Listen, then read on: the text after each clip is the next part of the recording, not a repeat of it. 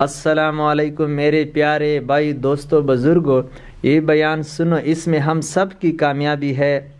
حضور اقدس صلی اللہ علیہ وسلم کا ارشاد ہے کہ حق تعالی شانو ارشاد فرماتے ہیں کہ میں بندہ کے ساتھ ویسا ہی معاملہ کرتا ہوں جیسا کہ وہ میرے سے گمان رکھتا ہے، اور جب وہ مجھے یاد کرتا ہے تو میں اس کے ساتھ ہوتا ہوں۔ پس اگر وہ مجھے اپنے دل میں یاد کرتا ہے تو میں بھی اس کو اپنے دل میں یاد کرتا ہوں۔ اگر وہ میرا مجمع میں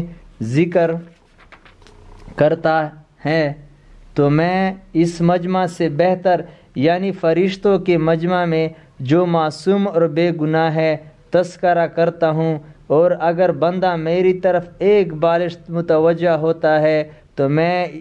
ایک ہاتھ اس کی طرف متوجہ ہوتا ہوں۔ اگر وہ ایک ہاتھ بڑھتا ہے تو میں 2 ہاتھ ادھر متوجہ ہوتا ہوں، اور اگر میری طرف چل کر آتا ہے تو میں اس کی طرف دوڑ کر چلتا ہوں۔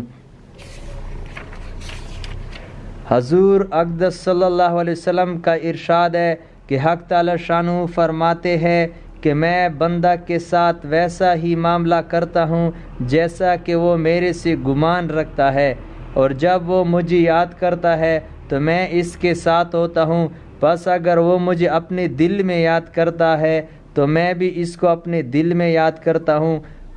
اور اگر وہ میرا مجمع میں ذکر کرتا ہے تو میں اس مجمع سے بہتر یعنی فرشتوں کے مجمع میں جو معصوم اور بے گناہ ہے تذکرہ کرتا ہوں۔ اور اگر بندہ